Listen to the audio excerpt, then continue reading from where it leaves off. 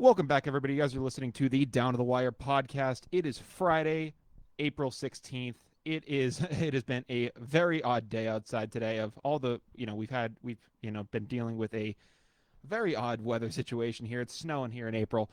But we are really glad to have you in on this Friday night. I'm your host, Brian Costa. I'm Carter Adams. This is Jacob Marchand. And welcome into Down the Wire. This is our 50th ever episode of Down to the Wire, which is crazy to think about, you guys. It has been quite the journey. We've made it through COVID, through a quarantine special, through everything at this point, and we are super psyched to get into things tonight. Again, before we do jump into anything, Carter's back for this 50th episode special, and we're also bringing in Jake Marchand as our guest tonight. Boys, how are we doing tonight? It's great to be back, Brian. I love being here for the 50th. I'm excited. Always good to be here. Thanks for having me. Yeah, we're gonna get into a bunch of things with you guys tonight. It's gonna be a pretty solid hour here on WJMF Radio and on Facebook for all you guys. And this will again be later uploaded onto Spotify and YouTube. But we start things off tonight. Usually we kind of stick around with the major four American sports. Usually three because we exclude hockey. But tonight there's an event going on this weekend that has to be addressed, and that event is the Jake Paul versus Ben Askren boxing match. It's going to be taking place this weekend on Triller, I believe it is. It's going to be live streamed over there. This has been a matchup that people have been talking about ever since Jake Paul knocked out Nate Robinson back in November. It has been just hyped the heck up, and it's going to be a fun match to watch tomorrow. What do you guys want to start off by saying about this match? Well, I mean, I know Ben Askren gets a lot of hate, but I do like him a lot more than Jake Paul. I just wish it was the first choice, Dylan Dennis. Me personally, I have a very strong prejudice against the Paul brothers. I think that they're the purge of modern social media. Yeah. I think they're very annoying, and Ben Askren all the way, baby. Yeah, so here's the thing. I have not been the biggest Ben Askren fan for, and it's for a very kind of petty reason. Listen, one of my favorite fighters in the UFC is the one and only game-bred Jorge Masvidal. He's a beast for his division, and he's going to be facing Kamaru Usman next weekend, actually. So that's going to be a great fight to break down as well. But I just think of as Ben Askren as the guy who tried to talk some trash to Jorge Masvidal, and in a matter of 5 seconds took a flying knee to the face, knocked out cold. It was a brutal knockout for him. But it's definitely gonna be a very interesting fight to see. We're gonna see, how much Jake Paul's, boxing has actually, what it will actually translate to against an actual fighter. Now, Askren is a traditional wrestler. I mean, if you look at his, fights, he always tried to get guys to the ground. That was his big thing for a lot of people. And, when you looked at his stand-up skills, it didn't look like it was there. It looks like he's starting to take things here a little more seriously. What do you think? How do you think that possibly impacts him going into this fight? I can kind of start. I mean, I don't really follow UFC too much. The extent me watching UFC is just kind of hanging out with you guys, watching on weekends occasionally. Exactly. But I think sometimes natural athleticism and talent can be transferred. Yeah. Obviously, you were saying it looks like his stand-up skills aren't there, but I think to an extent he'll be able to transfer some of his skills over because you have a lot of hand-eye coordination, things like that are so useful. And again, all the trash talking that leads up to these fights are a massive motivator to come out and not lose. Yeah, he has to come out strong and back up what he said. Mm-hmm. Askren has been very vocal in press conferences and whatnot against the UFC and against Dana White in general. Dana White even said it after he did take the flying knee from Masvidal. You can almost guarantee that 99% of the time Askren's going to come out and take you down. Now, they're boxing, which means that he has to work on that stand-up game or else he can't win because obviously you can't take someone down in boxing. But I'm glad that he's worked on it a little bit, and I really, really hope that he rocks Jake Paul. Yeah. I really hope he does because I think he needs it. His ego needs it. His career needs it. No, go Logan. Absolutely. Logan. Absolutely. Now, I mean, you guys have all seen the pre-fight stuff with going on there. I mean, Jake Paul literally actually took a shot at Ben Askren, And I don't know if you actually got to see some of their like private workouts that they like camera crews in on.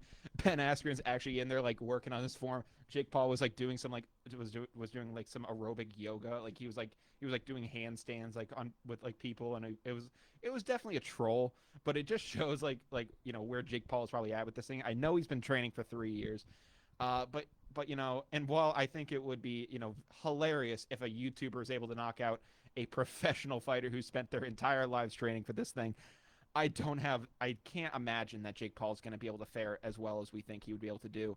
Logan Paul as well. I mean, and again, I'll give it to Jake Paul. He's been able to do it against some celebrities like Nate Robinson, and he did it. I believe it was against Deji or some YouTuber way back when. This is a whole different game, man. You are really putting yourself in a tough position, and frankly, like it's going to be insane for him if he ends up winning this thing. It's going to be the real test. Oh yeah, The real 100%. test, because he's going, like you said, going from fighting celebrities. Nate Robinson especially can't hold his own in a fight. He showed that. Did not train well, obviously. Oh, yeah. And he's facing a real fighter now, so all I can hope is that he gets rocked. Yeah. I said it a lot, but he needs to get rocked. Yeah, absolutely. Yeah, I agree. His ego is just way too much right now. He needs to have a little humility, and hopefully this will do it. But personally, like I just think even if he does get rocked, like Carter is hoping for, he's just gonna come out as childish as a result. No. He's gonna use some excuse. Like I'm sure you saw in like the smack talks that they had, like that we watched. Like he was just acting very childish. And whenever Ben Askren actually like made a good like joke on him or whatever, he would just be super childish and just start imitating him, like very childish. Yeah, no, I feel like it's going to go that sort of a way as well. With Jake Paul, it's always going to be a show. I mean, you think of the controversies that they have gotten into throughout the years, both him and Logan, just in general. I mean, I'm not even talking about Logan's start to 2018 is one for the record books. I don't think you're going to be able to ever come up what he did in that Japanese forest. Yeah. He's also fighting. I mean, Logan Paul, on the other hand, is set to be fighting Floyd Mayweather at some point. That is going to be an absolute beatdown, I think, for Logan Paul. Listen, I get it. Floyd's in his 40s now, and I also get that Logan is like however many inches taller than him. It's actually pretty drastic. Like Floyd's like 5'7", 5'9". Logan's like 6'4". It's actually a pretty apparent difference.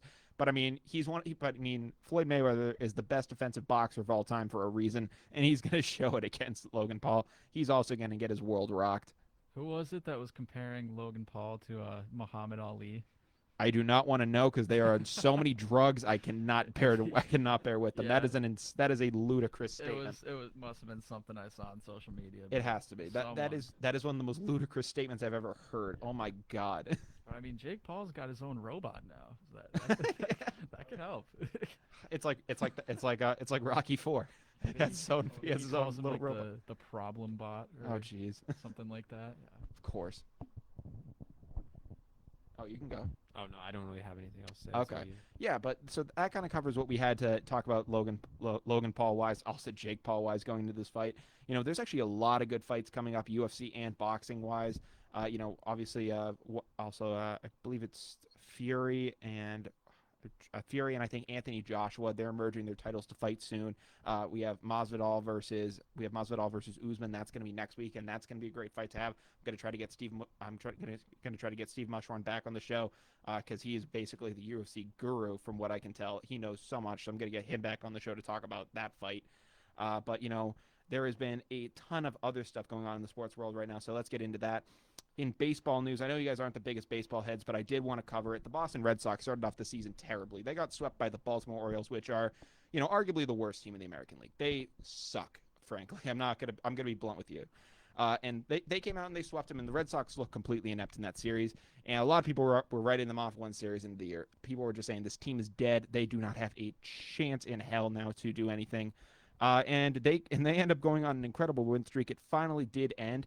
But they won 9 straight games. They beat the Tampa Bay Rays, and they even went into Minnesota and put up a good series against the Twins, winning 3 of 4, or at least winning the series and putting up a solid fight in that final loss that would have extended the streak to 10 games.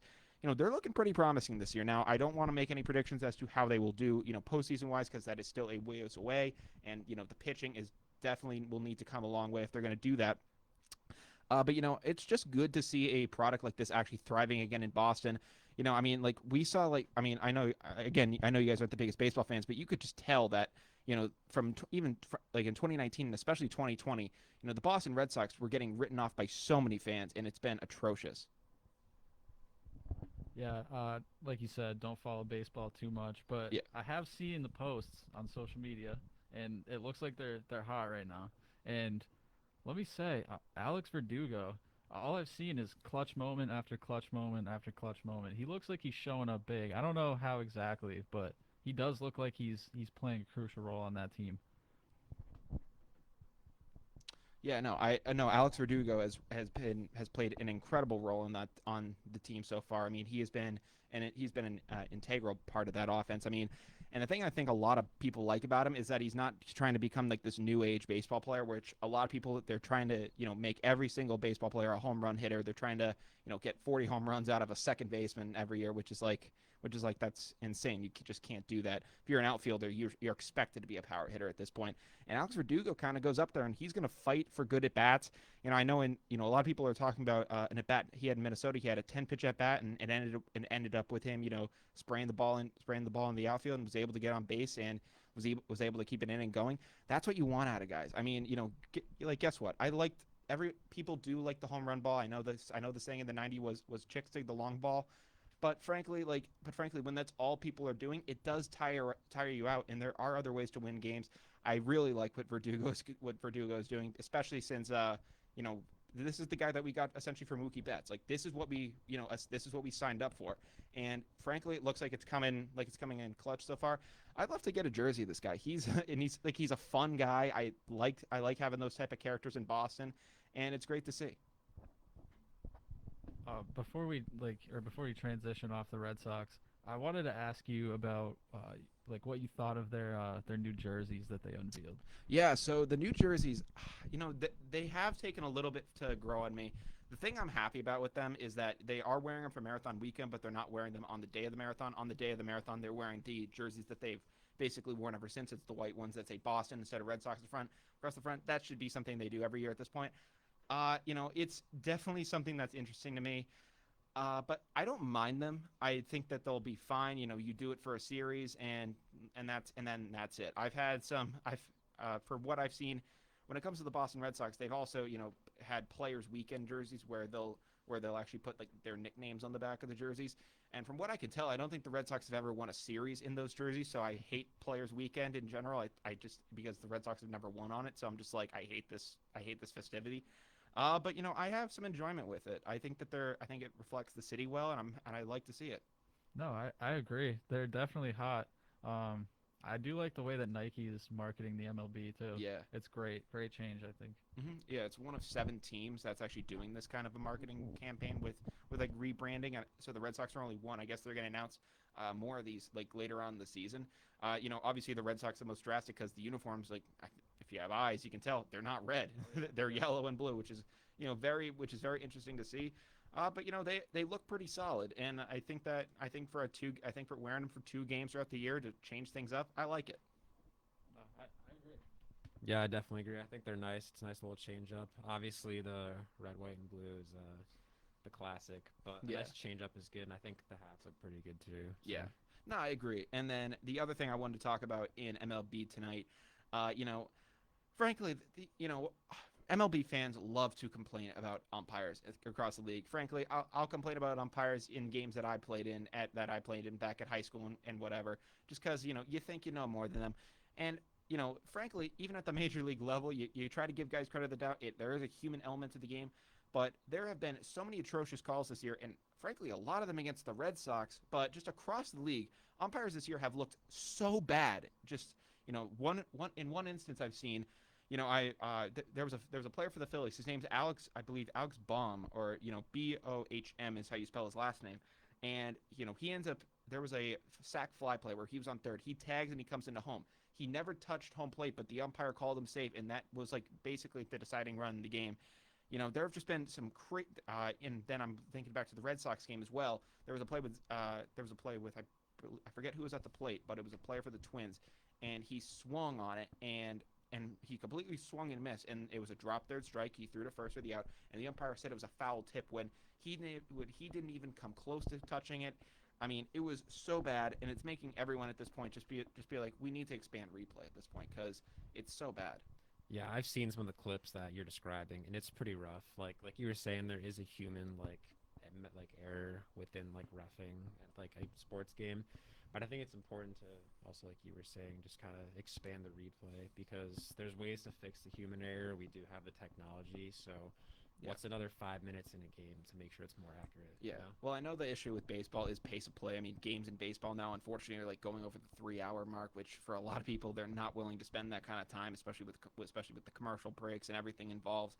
Now, I mean, I get that, like, and again, I'm willing for umpires to, give a little here. I think if strike zones are kind of a little off, but like if your strike zone isn't, the traditional strike zone, but you're consistent with it, then fine, you're consistent with it, and the hitter's got to know, and the hitter just has to know, okay, this is what the ump's calling a strike today. I got to swing at that pitch, and as long as you're calling stuff consistently like that, then I think you roll with it. It's when these calls are just so abhorrent and terrible where something has to change, and I mean. I hate the idea of going to robot umpires. I'm not that guy, but I mean, typically like when your job is on the line, people and it feels like you're going to be threatened to be replaced like with technology or something like that. You at least want to fight for your job a little bit. These guys don't even seem like they're trying to put up a fight to be like, hey, we deserve our job here. They're kind of just rolling over and just saying like, yeah, we're done for. Yeah, I was gonna bring that up. What are the possibilities of a robot umpire? Yeah, yeah, that's kind of been something that's been talked about for a long time. So what they have done, I believe, at least in some minor leagues, is they've been, using like Doppler radar, and they've actually kind of projected onto the field, and they keep the umpire behind home plate because of plays at the plate, which, unfortunately, even now they're botching. But they keep him behind home plate for plays like that, and they just have an earpiece in his ear, and they use like a Doppler radar kind of thing to just register the strike zone, and then a thing will ring down to the umpire in the ear, and he makes the call, and it looks the same like everything else. And I mean, again, I do like the idea of there being like, as long as you call consistently and fair, I think that you should just be able to do that. But, it's not like these guys are giving themselves a good opportunity. It's not like they're saying like, hey, we're being replaced by technology and it's unfair. It's like no, you guys have done such a terrible job. You're making people want to have you're making people want to replace you. They might have to file like an improvement plan report or something like that. Something. It has to get better. It's been so atrocious, guys. And it really just, angers me to another level, frankly. It's been so bad. But, that kind of covers what we have in MLB news. So now we're going to go over to the NFL, the National Football League. And we got some pretty interesting stories to cover there. We talked about Jadeveon and Clowney going to the Cleveland Browns on our last episode.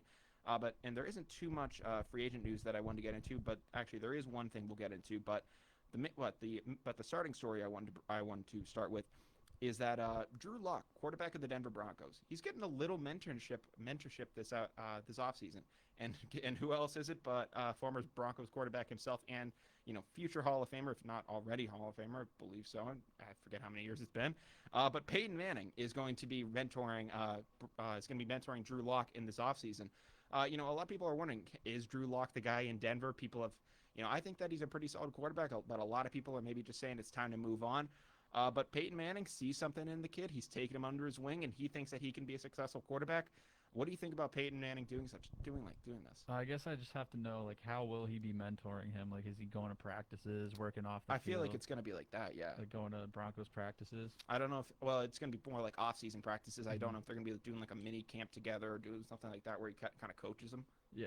So I think Drew Lock has most of like the fundamentals down as a quarterback. Yeah. He can throw the ball well. He can move in the pocket. He's got all that down. Yeah, and he's pretty mobile himself. I think what Peyton Manning would really be there for is like the whole the mental game aspect. Exactly. Because he's older. He can't really work on like the arm stuff. Yeah. But if he can teach Drew Lock how to get his head like locked in that winning kind of mindset, because we know Peyton Manning has been there, done that. I think it could help a lot. Yeah. Just kind of going off that, looking more into Drew Lock's stats. In 2019, he threw for around 1,000 yards in the season, but this season, in the 2020 season, he threw for 2,000 additional yards over that.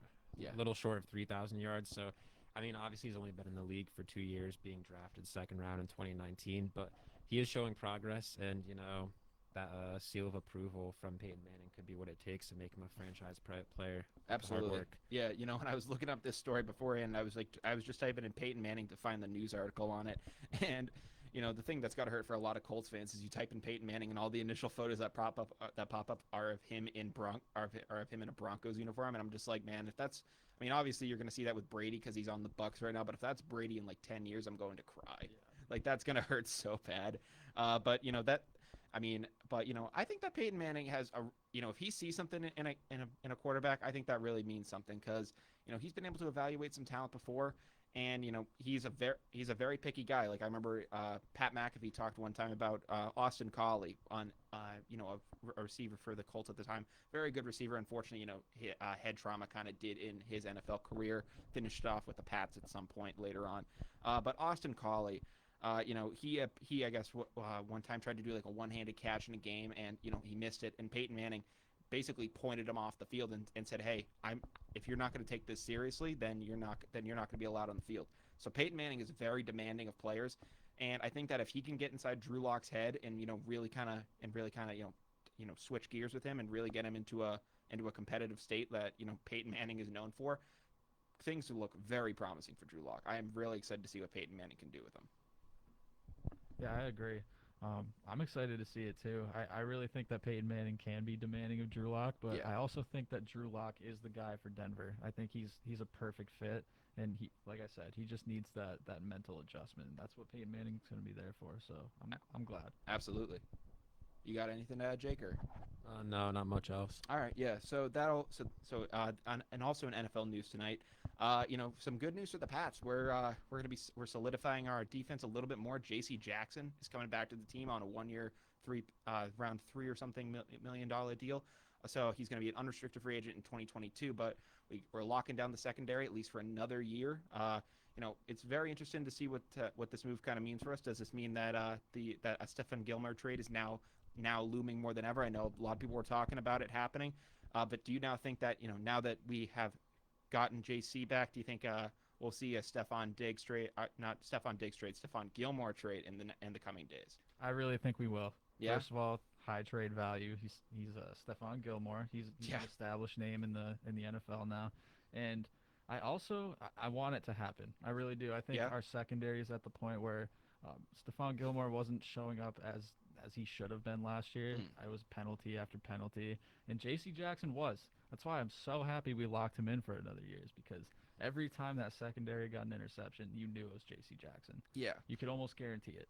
Mhm. And Stephon Gilmore, like I said, he's not that anymore. Yeah. So I kind of agree with you with Gilmore. I think that he could still do if you put him on a competitive team, he could still be a guy to watch. But with J.C. Jackson, the thing I do kind of worry about is he's still frankly he is young and he's an undrafted guy, so he still has time to really build himself up and become the kind of quarterback that Gilmore was. But from what I've seen from him last year is in the games where Gilmore was out and he had to guard number one receivers, he was getting burnt on a couple plays. And I do wonder, is he just going to be a really good two guy, or can he eventually step up and become a number one cornerback? That is the question I still have with him. But Bill Belichick also brought in Jalen Mills this offseason, defensive back from the Eagles. It's looking like he played safety in Philadelphia, but it actually looks like Bill might convert him back to cornerback to play here in New England. So there's a lot of potential things going on there. I'm pretty excited about getting JC back. We are going to have to pay him next year though, which Bill's not known for doing until this offseason. So hopefully Bill can strike a deal with him later on, and we can have another solid secondary here. That secondary is looking filthy even without Stephon Gilmore. But Yeah. if for some reason we do not trade him and he decides to show up a little bit more this season, Yeah. that is a very stacked secondary. Oh, with yeah. Jalen Mills, Stephon Gilmore, and now J.C. Jackson for at least another year. Oh yeah, it's absolutely filthy. I mean, and again, you think of all the moves the Pats made this offseason. We also made some pretty solid moves on defense as well. I mean, again, Mills was a great one. Godchow was a pretty solid move for us. And just the spending spree in general. No one was expecting Bill Belichick to go out and literally, sell the house, like do everything in order to get guys like Hunter Henry, Jonnu Smith. Kendrick Bourne is a guy that I think could really show out for the Pats this year. I think he could take over Edelman's role, if I'm being honest with you, or at least like the younger version of Edelman's role.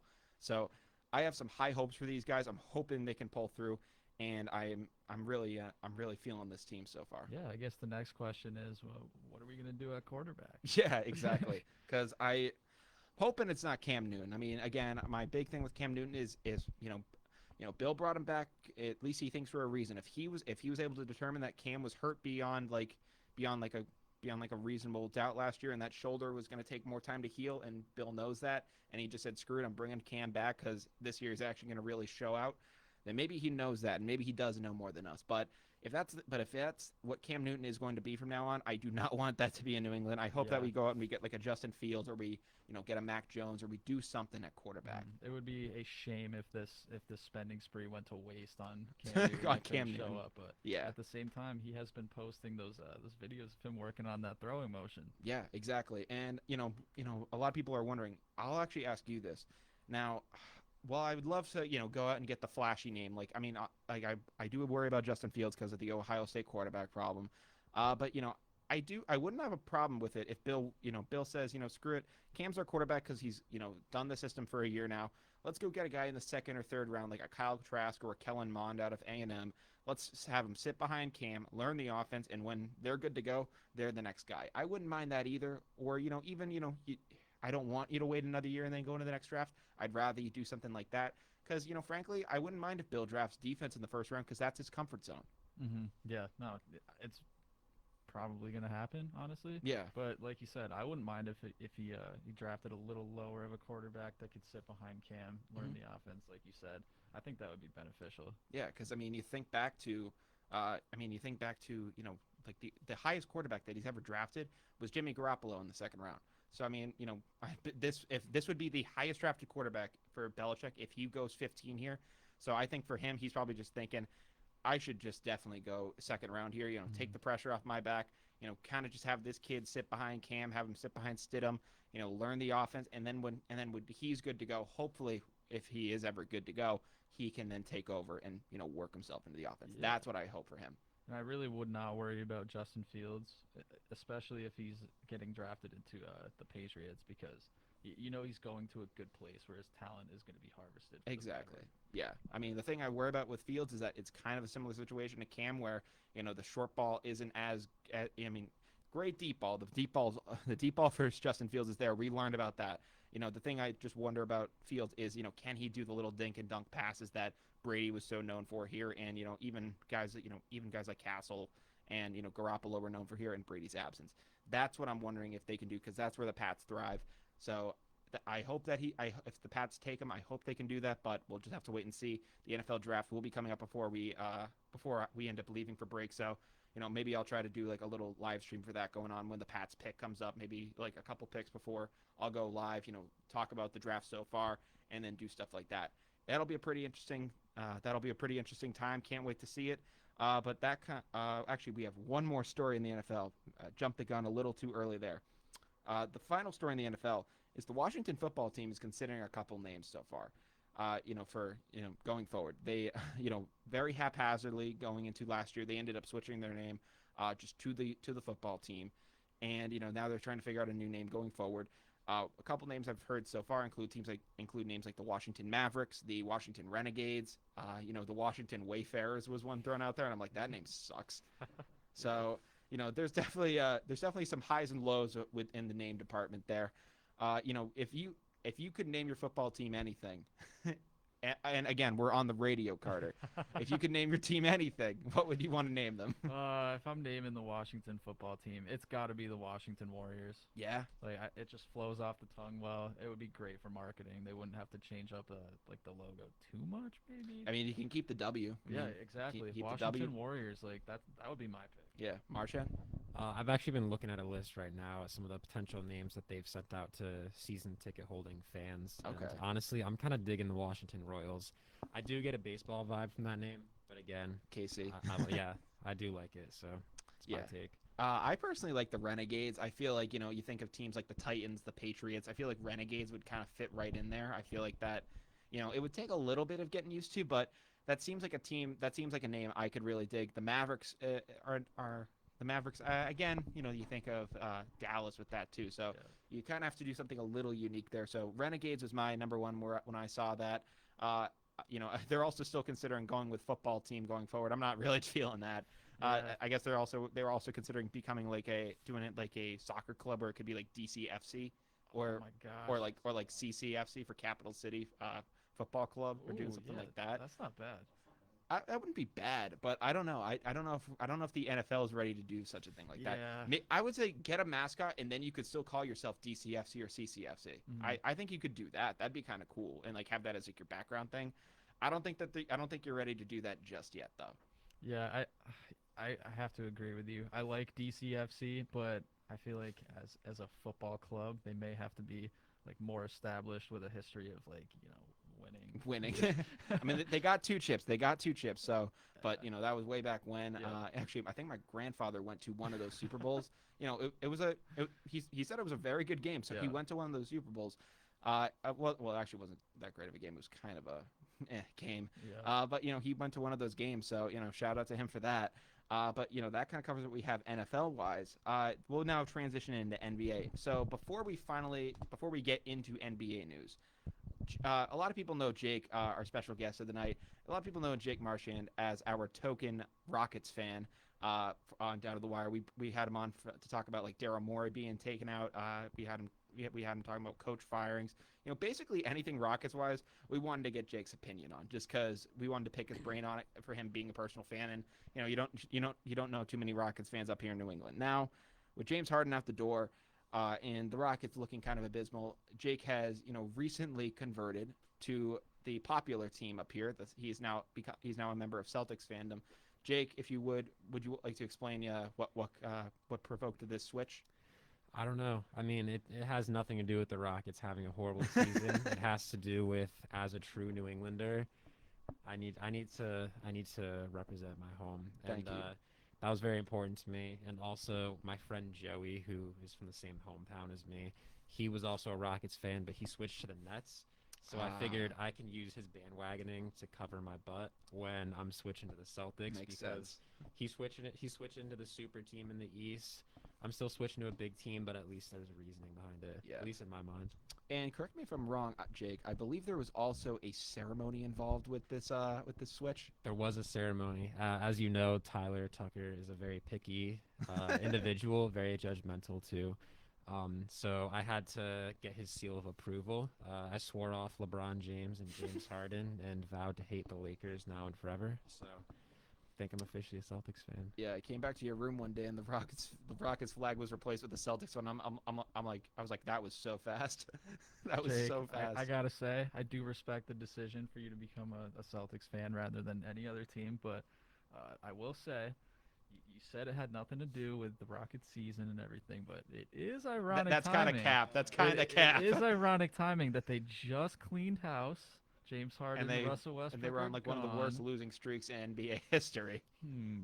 It's too suspicious to me. I respect it, but that's a bit of a head scratcher there. Yeah. Hey, as long as if I stick with it, that's all that matters, right? That's true. As long as you stick with It's it. respectable that way. Yeah, and you have much more precedent to do such a thing. Now, if you have a Harden jersey and you want to wear it to like a Darty or something, like there's no shame in that. Just saying, there's no shame in that. You're just repping a jersey. But officially a Celtics fan. Jake Marchand is no longer a token Rockets fan. Now he is just Jake. And we are glad to have you as we get into this NBA bit right here.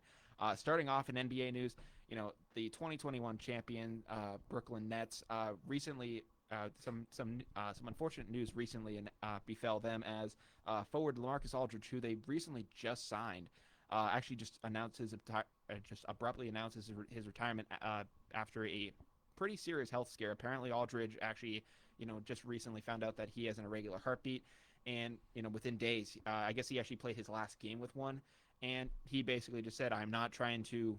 I mean, he's not trying to, be like one of those stories like a Reggie Lewis where very unfortunately, he just collapsed on the court, or any of these other stories where, basketball players just end up, they play until the wheels fall off, and literally that ends up being the case. He's retiring from the NBA after a very illustrious career. I think he's going to be remembered most for his time with the Trailblazers. But in general, what were you guys' thoughts when you heard about this? I'll start. Personally, I think he made absolutely the right decision. You have to 100%. put your family first. He does have a responsibility there. And as you were saying, he has a pretty well-decorated career. Oh yeah. He has a lot of achievements in the league.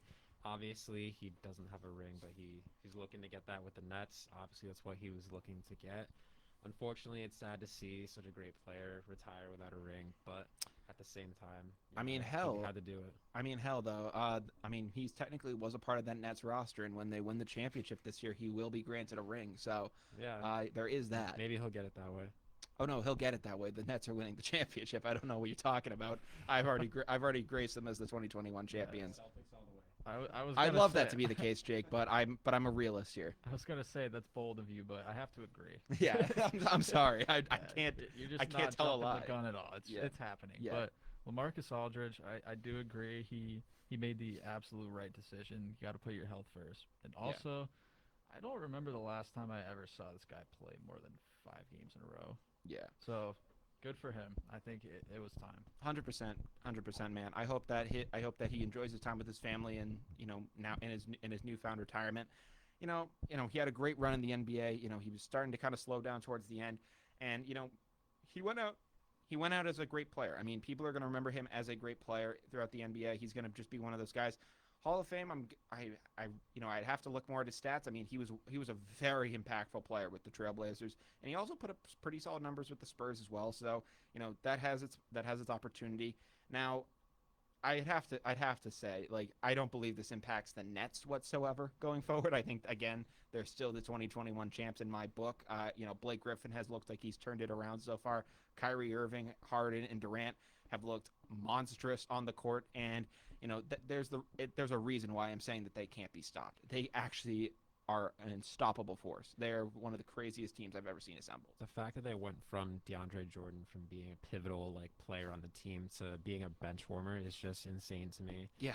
And I think a lot of people, I don't remember if Joe Harris is still with the Nets or not. He is. But former 3-point champion, 3-point contest champion, I don't know. I think that those guys are ready to take the back seat and let the powerhouse do the work for them. Yeah, and while this team has no chance of existing in 5 years due to all the toxicity, it's just going to be one of the biggest steamrollings we've ever seen in NBA history. I mean, we thought the Warriors were stacked when that thing went through. This is a whole nother level, man. This is going to be insane. Yeah, honestly, we have to see. Depends on if a 3-1 lead is blown. You got to see what it takes, but all that's left that's standing in the way of them getting their rings is LeBron and AD. That's all that's left. So we're just gonna have to wait and see how they battle it out. Yeah. And kind of in our next segment, NBA, kind of a sadder tone, unfortunately. But Kobe Bryant is, well, it's a sad but also kind of a happy tone as well. Kobe Bryant is going to be getting inducted into the Hall of Fame very soon. And it was recently announced that Michael Jordan is going to be the one presenting him. Very fitting, since that was essentially who Kobe, modeled his game after. He idolized Jordan growing up, and literally, kind of was the closest thing that people have seen to Jordan since he retired throughout the NBA. He was essentially, for a lot of people, he was this generation's Michael Jordan with the way he played. And it's very fitting, I think, that Jordan is going to be the one announcing him into the Hall of Fame. I did just want to touch on that briefly. And also, I mean, while I would have liked to see maybe Shaq do it, because, they played together and, they had beef, but towards the end they became really good friends again. That would have been something I'd really like to see, but I am kind of glad that Michael Jordan is going to be the one introducing him. Yeah, me too. I think it's only fitting that Michael Jordan is the one, but I was going to say it's either got to be him or Shaq, one of the two. And MJ, like you said, Kobe is like our generation's Michael Jordan. Absolutely. He was who everyone aspired to play and be like. Mm-hmm. Yeah, I definitely agree. I mean, I was hoping it would be Shaq, but I think MJ is also very fitting. He looked down to Kobe as a son or a brother, and the relationship was pretty close. Yeah, 100%. I did want to cover on that, and I think that's a very heartwarming thing. But now, also in basketball news, we're going to go over into some Bryant basketball news, because there's been some pretty interesting things that we have not covered yet on this show. Two very prominent players on our team have entered the transfer portal, and one has officially committed to another school at this point. The one who has already committed so far is Nathaniel Stokes. He is going to be transferring to Coppin State. Stokes was amazing for us here. Was a key piece of our team during our playoff runs, and we wish him well going forward. He's a Bulldog for life. And another player I wanted to touch on as well is Micheal Green III. he has officially announced that he was entering the transfer portal, and it came as a shock to many people here that he was, that he was officially leaving the school. Again, we do not know where he's going to be going at this point, but I actually reached out to Mike, and I actually said, and he actually did get back to me, and he said when he does make his formal commitment, he would love to come on and and do a farewell to you guys. So I am very excited for that announcement. What do you guys want to say about Mike Green? Here at Bryant. Just like some memories for me. I remember like my first watching my first Bryant basketball game. I'm currently a sophomore, so last year as a freshman, I watched my first game. Then he dropped like a 20 piece. Yeah, off the bench. Yeah, off the bench too. Fantastic player. And also just seeing him throughout last season kind of switch from, like you were saying, the bench role to more of a leadership role was really great to see. Great player, and I wish him the best of luck. Yeah. And again, Carter, actually, I'll let you go, and then I'll throw it back to me.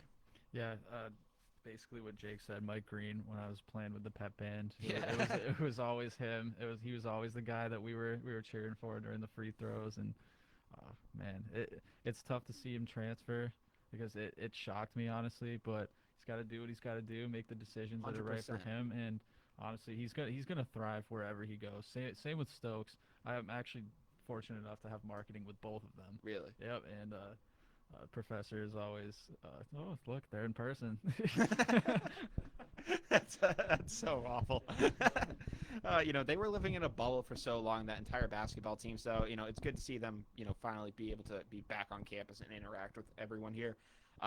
Same with you, Jake. I mean, I was at that first game where he came off the bench, and he completely switched the tone with him. From the very first game he stepped on the court, he showed why he belonged on the D1 stage, and I wish him the best wherever he goes. I've seen a couple people on on transfer portal Instagram pages. Some people were saying he should go to Minnesota. Some people were saying he should go to West Virginia, which are very prominent schools. So if he has a chance to thrive there from a small school like Bryant, all the power to him, man. I wish him the best. Hopefully, I hope that he can be a part of a memorable tourney run for some other school. Again, a Bulldog for life. When he officially announces that transfer, we're going to get him on the program for a nice farewell episode with him. But thank you, Mike, for everything you've done for this program. It has been a pleasure to have you here as a Bulldog. And now Bryant also has acquired some guys off the transfer portal as well. Greg Calix of George Mason University, I believe, is coming here. He's a forward, and he's actually going to be a grad student forward coming here. And then we have a guard, I believe, guard or forward. I'm not too sure with him yet. He's 6'5". His name's Adam Alita. He's a pretty solid shooter for Northern Kentucky. He's going to be transferring here as well. And some pretty interesting news with that as well is that on Wednesday I'm going to be actually interviewing Adam on the show for on episode 51 of Down to the Wire. So that's going to be an entire episode with him. Really excited for that interview. But in terms of getting these new guys into the program, what do you guys think of Bryant building things up here? Personally, I don't know too much about the players that you were just talking about, but I do think it's important for the school to recognize that Mike Green's going, Stokes is going too. So I think it's important to focus on that build up and come back strong next season. Yeah. And I think that for what Bryant's doing here is they are addressing their needs. They're seeing Stokes going, who was a prominent forward for us, so they're getting Calix out of George Mason. They're seeing Green, who is an amazing shooter for us, so they're getting Alita, who was a pretty solid shooter himself at Northern Kentucky. So they are addressing needs that they need that will help them out here. The other big thing that they need to address too is we have all the shooting. I mean, Charles Pride showed that to us too in that final game for Bryant. He played incredibly well for us. But the other thing that we need here are some big bodies. We need to get some really solid forwards that can really work in the paint, because you think of that Mount St. Mary's game, and that is what cost us. So if we can get some of those guys, that would help us so much. I agree. We got to fill those gaps, and it's nice to see the program getting bigger and bigger as our time here gets later. So yeah, I'm glad. 100%. That kind of covers what we have in Bryant news. Before we do go down to the wire, wanted to touch on something in pop culture. So if you guys were paying attention to our Instagram today, we posted a Down to the Wire rewind, in which me and Carter were here in the studio, and we talked about at the time what we thought was going to be the recent drop of the Fast and the Furious 9 trailer, or at least movie. We thought it was going to be coming relatively soon, but in fact it's coming this summer, so now it's sooner for us. But we talked about at the time. We talked about how absurd this franchise is. It started out originally as a franchise about some beat cop, trying to track down like some illegal street racing, and it wasn't ever like that believable, but like it was like, okay, there's a premise to this. Like you know where the movie is going here, and and like okay, like this is grounded in like some level of reality here. And throughout the series, things have gotten so out of whack. We talked about it on this show, Carter, originally, and things have gotten so crazy. I mean, you think of cars, crashing through buildings in Abu Dhabi. You think of, you think of them stopping tanks, submarines, everything at this point. And the reason I'm bringing this up is because the latest trailer for Fast 9 just dropped, and my prediction that I made in the rewind looks like it's coming true because these guys are actually going to space. It's ridiculous, man. Yeah. I don't know. That's tough. Like Yeah. I did not think they were gonna go to space, but like you were saying, like there's only one way they can top everything they've been doing so far, and that's space. So Yeah. I think they're gonna do it. Oh man, they're going to space. Yeah.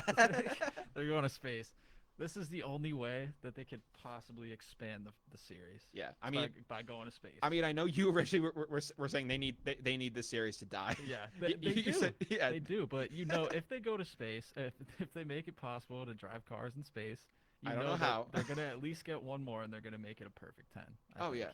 Well, I think I mean I made the prediction about space for Fast 9 before it was even a thing. I'm making my prediction for Fast 10 right now. I mentioned to you guys time travel. It has to be time travel. It has to be. I mean, like I said before, F10, Back to the Future. Exactly. Yeah, like Back to the Fast, like whatever you want to call it. Yeah, that's what it has to be. I mean, like you're doing space. Time travel has to be. I mean, what? Like 88 miles per hour is nothing to these guys. So, like just figure it out. Like that has to be like that has to be Fast 10. It's like, God, how much Vin Diesel can these fans watch? Like, seriously. I mean, they had to do without him for at least one film with the Hobbs and Shaw movie. So they eventually, at one point, they just said, "All right, it's just going to be The Rock for this one." Oh yeah, that was a big break from Vin Diesel. Maybe Tokyo Drift too. Yeah, yeah. I mean, has just been a absolutely ludicrous series, and I say that with ludicrous being in the series. Yeah. So, and you think of all the celebrities that have been in it now: John Cena, The Rock, Gal Gadot. Just you think of the people that have been in this series now, and it's just absurd at this point. They really do need to nuke this series, but I'm definitely going to be watching this movie because it's going to be hilarious when it comes out. Someone needs to make murder legal for like 5 seconds, kill the series, and then make it illegal again. Absolutely, it's got to happen. Yeah, this series is. I remember watching Furious 7, and I'm like, that was probably I think the first Fast and Furious movie I ever saw because it's just Paul Walker, and I remember I saw it like at like a friend's birthday party, like that was the movie we went to go see, and like I was like this movie's like crazy, but like even like the idea of international terrorism, it's like okay, I mean I guess you could do this, but now it's just like yeah, we're going to space. Like, I mean hell, we're gonna be the Avengers. Like why not? Just do whatever. Seriously. I mean, these guys have been just absolutely insane. This series has dragged on for 20 plus years at this point. This was not meant to be that kind of a series. I mean, this thing has been going on. At this kind of a level since even Too Fast, Too Furious, where they had a car literally jump onto a yacht. Like they have done so many crazy things throughout this entire franchise. Fast 5, they robbed a bank and they dragged a vault throughout the streets of Brazil. I mean, I can't even tell you the amount of crazy things that this series has done. And for all the fans involved, it is one of the weirdest things like that people have ever seen. But I can't wait to see this movie because I'm going to be laughing my butt off. But I think it's officially time to say it's 7:57, and we are now down to the wire in our 50th ever episode. But before we do go down to the wire again, I want to just say thank you to everyone who has stuck with us throughout the series. It has been an incredible time, doing these shows for you guys. This all started February 12th, 2020, when me, Tyler Tucker, who unfortunately couldn't be here tonight, and Carter, we all sat down in the studio for the very first time. We talked about we did our first episode, which you can now watch as a part of the Down to the Wire Lost Tape series. And we had no idea what we were doing. Like you listen back to that episode, we sounded so raw, so so weird. And it was such a time for Down to the Wire. And again, this thing grew through a quarantine special. That was like our big kind of jumping off point, I think, for a lot of things. During COVID, not a lot of people were doing anything, and we said screw it. Let's get on a Zoom call. Let's stream it to Facebook, and let's entertain a lot of people. And that was a great time for us. This series has done so much. It's made me so happy to do. I mean, I've had so many great guests on the show. I've had personal friends, athletes, and I can't wait for where the show's going to go going forward. Thank you guys for coming in tonight, Carter. Thank you for coming back in for tonight. I really appreciate it. It was great to be here. Yeah, and it's been an amazing series. Thanks for having me. Absolutely, man. And with that being said, it's officially time to say that we are down to the wire, which means that we're going to go through everything we talked about in this past hour. We let things off here talking about the actual crapshoot that is the Jake Paul Ben Askren fight taking place this weekend.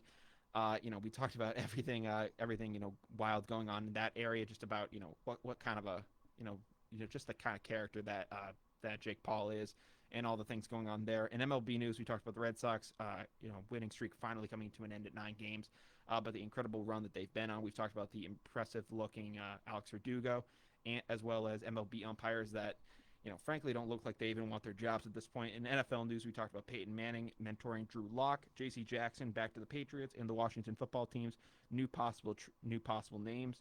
In NBA news, we talked about LaMarcus Aldridge abruptly announcing his retirement after a health scare, and MJ presenting Kobe Bryant into the Hall of Fame posthumously. We also talked about Jake Marchand's recent transition from Rockets fandom to Celtics fandom. So, Jake, we're glad you finally came to the good guys. Absolutely. In Bryant news, we talked about Mike Green and Nathaniel Stokes entering the transfer portal. Nathaniel is going to Coppin State, so congratulations to him, Bulldog for life. We wish him the best, as well as to Mike Green. We wish you guys the best going forward. Bryant has acquired Greg Caxtell, or Greg Calix, and Adam Alita off the transfer portal so far. I believe we got another freshman too, but I just don't have the guy's name on me. My apologies. And then in pop culture, we ended things off talking about the Fast 9 trailer that just dropped and all the absurdities happening within it. If you guys are not following us yet on social media, you guys can follow us on Instagram at down.tothewire, which is our main hub for everything going on. But if you want to, listen to the show anywhere else, obviously this is streaming live on Facebook right now. We thank you guys for coming in. But again, on YouTube, Spotify, Google Podcasts, Apple, we're sorry, you guys. But everywhere else, you can find this podcast. And it's been an incredible time. You guys have been listening to WJMF 88.7 HD2 Smithville, Providence, or WJMFradio.com if you're listening here live on radio. We hope you guys have an amazing weekend. I will see you guys next Wednesday with Adam Alita. And from Down to the Wire, I'm Brian Costa. I'm Carter Adams. I'm Jacob Marchand. And we hope you guys have an amazing weekend. Take care. Peace out.